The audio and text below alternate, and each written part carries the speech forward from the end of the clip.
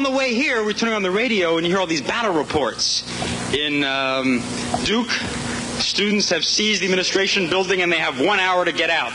In Madison, the National Guard has moved onto the campus, and scuffling is taking place between mobs and the National Guard. You're watching a short clip from a film made in 1969 by students at Penn State University, reporting on the events that took place in just a few weeks in January. And when Berkeley goes off, thousands of young kids understand that immediately. Events were occurring on the campus that were provoking students to speak out and rebel, basically around the issue of freedom of speech.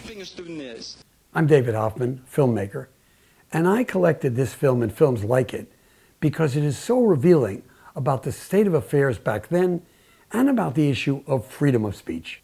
I don't have to tell you that this is an issue today on university campuses. There are organizations fighting for freedom of speech. How similar is that to what you're about to see? Really amazingly similar. But before I run this film, I just want to give you a little of the background. So the time is 1969. Think about that. 1968, President Kennedy had been shot back in 1963. Martin Luther King is killed.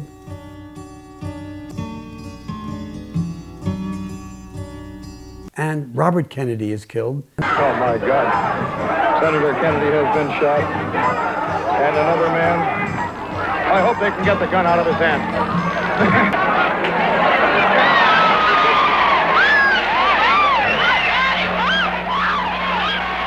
And the country is split 50-50 on the Vietnam War. Very intense, very hostile, very angry times. Student protests are getting more and more noisy, and in some cases, more and more violent. Not all the students were in favor of these protests. They were conservative organizations, conservative students. They were students who just wanted to go to school. And these students who were blocking campus classes really were disturbing people. So there were two sides. One side very vocal, very noisy. The other side kind of trying to shut them down. They got the nerve to walk around here with peace flowers on them. At the end of this parade, they should gather them all together and put it on the grave of a soldier in Vietnam that got killed today. This is a disgrace. You don't have to go. You don't have to go. You don't have to go. I want it. You don't have to push. I'm the American public, Buster. That's the American public, all right. You better believe in it. And what I believe in fighting for. I'm standing here a bunch of uncouth, miserable-looking barbarians. So now let's look at the time of this film, January 1969. A newspaper is being delivered to the student union. It's called the Garfield Water Tunnel. And on its cover, it's got a record cover album cover of John Lennon and his wife, Nude. 5,400 copies are available, and there's conflict immediately. One day later, the university pulls the newspapers from sale, saying they are obscene. Obscene is this cover, but really they're attacking more than the cover. They don't like this at all. If the water tunnel had been left alone, as so many people were saying, then it would have died on its own. But the fact that it was brought to the attention of the students as being below their moral standards, or being below the moral standards of the university, the students, in a sense, rebelled, because this was a standard set by a parental-type group, the administration. Now, to understand what's fomenting the students in part, you got to understand universities at that time. Many universities practiced in loco parentis, where you're parents but not. That's what the university saw its job at, to act as the parents. The students, me being one, although I was not a protester, felt, university, get out of my life. I'm between 18 and 22 years old. I don't need you to be concerned about things like obscenity, which was in effect not freedom of speech, blocking freedom of speech.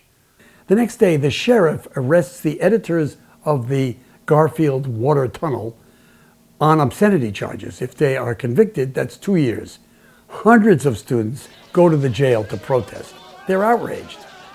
They can't take away our right to express our ideas. This is where we draw the line. This country was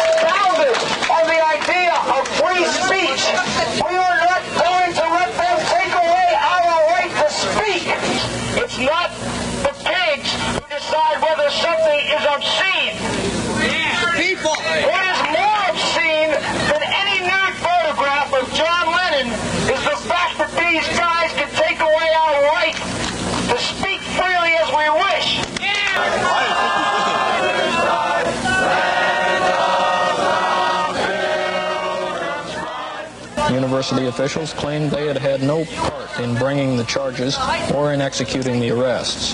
Police officers in Pennsylvania may make arrests on college campuses without the knowledge or consent of the institution's officials. I think it radicalized a lot of students who ordinarily wouldn't have participated in nothing, outside of their fraternity parties or their apartment parties. One day later, just one day later, showing up on campus, invited by the Students for a Democratic Society, SDS, is Jerry Rubin, the head of the Yippies, the Youth International Party. And Jerry Rubin's kind of an outrageous character, and the university and the students at Penn State are really ready for something. What Jerry's going to say is not going to be just yippee. It's going to be relevant to this university and the situation we have on this campus. It's going to be relevant to the way the people on the water tunnel have been treated. It's going to be relevant to the way the blacks have been treated. It's going to be relevant to visitation. It's going to be relevant to the military on this campus. It's going to be relevant to your own lives.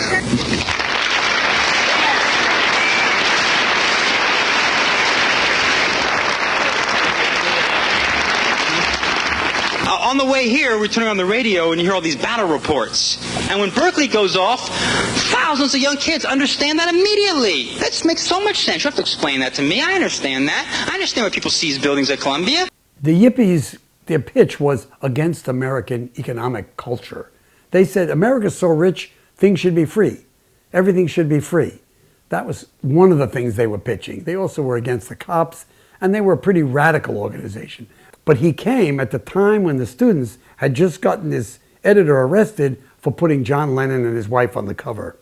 Rubin began talking very much as though he were a rugged individualist and talking about how the society seemingly had clamped down on his individualism. He made a lot of good points about people judging other people superficially on the basis of their long hair. Doug Cooper was the head of an organization, Young Americans for Freedom, a conservative organization who really stood against these students protesting. He got quite a bit of sympathy and empathy from people who thought that Jerry Rubin is really interested in individualism and doing your thing. And they never really asked Jerry Rubin what kind of society he himself would set up. What America tries to get us to do is work for external rewards. We work for money, for a paycheck to support a family. I mean, you dig, like my father worked all year round for a 2-week vacation. All year round for a 2-week vacation. And my whole life is a vacation. My whole life's a vacation. This country is so rich that it doesn't know what to do with its goods, that it's got to create all this advertising to get people to buy goods they don't need, and it makes goods so that they'll break after a year, so you got to buy replacements. That's how sick this country is. This country's so sick that its existence economically is based on war. It's based on the military. Its existence is based on the military. Its existence is based on consumption. If sane people had control, like me, had control of the economy, if we had control of the economy, everything could be free. There's enough food to feed the world 5 times over. The feeling at the end of it was, do your thing. And he would say, do your thing. If you feel like taking over a building, take it over. The ground under your feet is liberated territory. And it was almost a subliminal message to do something, do something, do something. After Jerry Rubin left, the students who were protesting created a list of demands. They included a university bookstore, women's studies, more black students on campus, and a bunch of other stuff that they thought would be reasonable demands. And the university reacted. It got its vice president to speak to students on an agreement. The agreement, the students not interrupt. And that was a big deal back then. Some students would interrupt you when you spoke, like so many do today, basically not letting you speak. And the university put that demand out, and the students followed it. I remind you of our total agreement to keep your cool, listen, ask your questions as if we were all fellow human beings, which we are, and I insist we are. I now present to you Vice President in charge of Student Affairs, Dr. Charles Lewis. Some 2.5 weeks ago, After receiving a copy of the publication, The Garfield Water Tunnel, Volume 1, Number 1, I looked the matter over very carefully, sat down for some 30, 40 minutes, decided that this was below the standard of the university, that this publication being sold and distributed on the campus was not in the best interest of the general welfare of the university. I'm extremely concerned with what seems to me the assumption of the role on your part of a censor of what we as a faculty and what we as a student body may see, read, or purchase on this campus. I'm further troubled by what seems to me a real danger to the future of this university. I would like to think that Penn State is number one in something other than football and censorship. The question specifically, is there need for some procedure and some way of deciding what the standard of the campus is with respect to what is sold or distributed on the campus? Yes, and this pertains beyond the classroom to the kinds of texts that are selected by faculty who have responsibilities in this area as to what materials they will use in their classes. I think in the case of less explosive issues than the question of language and freedom of speech, I think that there's a question of what kinds of items are sold on the campus. You can move to the question of what kinds of, you don't sell automobiles on the campus. Somewhere you draw some lines. It's been my impression that the majority of students there regarded that they had finally found a reasonably, to use the term slick, administrator who was very much convinced of the justice of his own actions and really, since he had the authority, did not care one way or another what the students felt. Now, the university wasn't just dealing with this freedom of speech issue and this newspaper. They also had a group of black students, a very powerful organization of students who wanted more representation by black students on the campus and a fair, what they felt to be fair. They were a powerful group. So they decided, this is like less than a week later, to honor the death of Malcolm X, who had been killed, by going down to the university flagpole on the center of the university campus and setting the flag at half-mast. Confronting these two groups is something to watch. You're seeing freedom of speech. They define freedom of speech as putting the flag at half-mast. Others, who you're going to watch, define freedom of speech as not touching the American flag.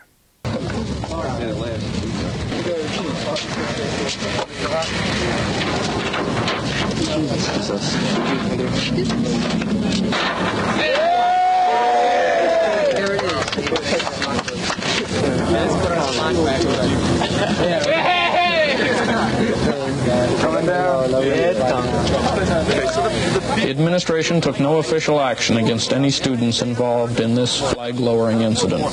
Well, they had said in the paper beforehand that if the administration didn't give them permission to lower the flag, that they would break the locks off and do it themselves.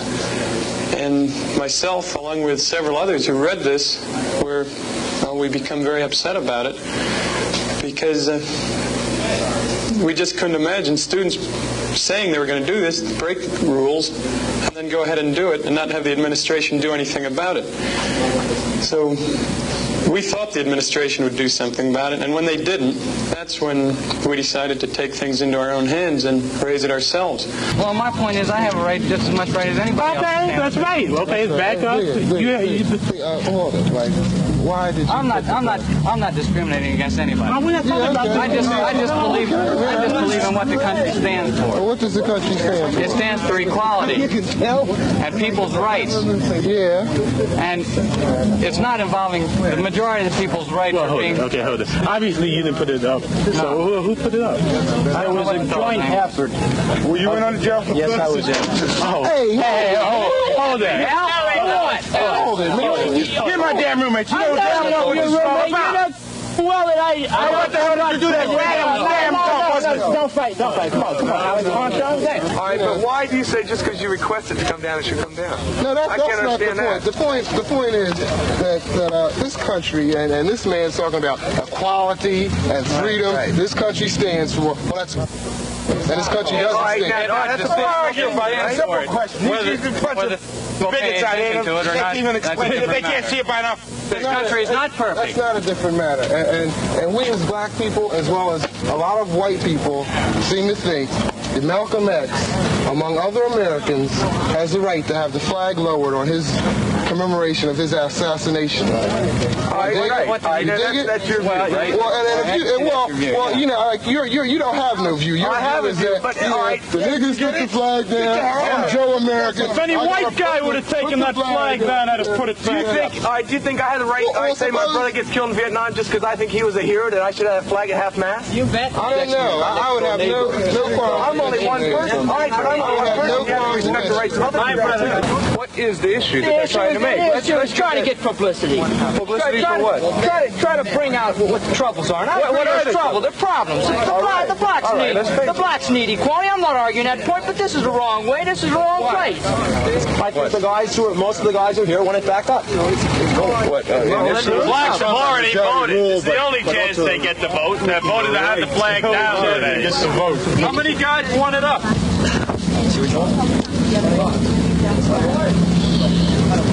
I know that.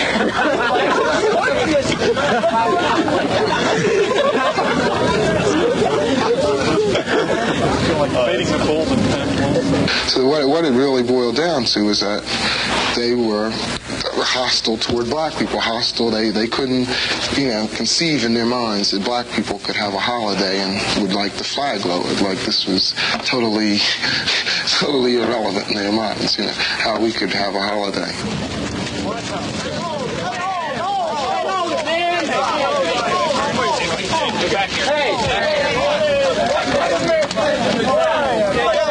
It means something to us. That flag means something to us. All right, but he means something to black people. And as other Americans, and as the majority of white Americans, you should have that respect for us. And we have the respect for us. Well, I don't know if you represent the majority of the black people. On this campus, he does. He is president of the. Well, you see, the flag, the American United States flag, is not regulated by the university. So you guys seem to think this is all racial, 100% racial. Well, I'd do this if it was a white person taking down that flag. I must have said that many times. The flag might not have really been dedicated to the aims of Martin Luther King or Malcolm X. The flag may in truth be only a white person's flag, a white American flag. All of you know that this is going on today. I mean, I did some interviews with students connected to an organization called Bridge. They're students in favor of free speech on college campuses. I know this is a complicated what's free speech, what's speech that shouldn't be allowed. But anyway, these students are protesting students who are attempting to block them on campuses like Berkeley. I witnessed that. So if you search on my website, Bridge, you'll see interviews I conducted with students just in the last year describing how they were blocked and what happened to them. And before I close, I want to honor the filmmakers who shot this 16mm amazing stuff. I want to honor the students who gave their point of view and let others speak. And you might be asking, when did this come to an end? The intensity of this battle between students and the universities, and in some cases the local police in their towns. Well, I can tell you, it's Kent State. When Kent State happened, students looked at 4 dead students, and 99% of them stopped. The university became quiet. People went home. They had not seen that, and they were not expecting that. American soldiers shooting unarmed students protesting. That was something new. I hope you've enjoyed this. I enjoy showing this to you because this history, this time, is so relevant to the present. And being a free speech advocate myself, conflicted about, what should not be allowed. I mean, there are some things I can't stand. I just can't stand Nazi stuff, for example. I can't stand outright racist stuff. Is that free speech? I don't have the answer to this question. But I hope that this provoked you to look at history, to think about the present, and see where you stand. David Hoffman, filmmaker, thanking you.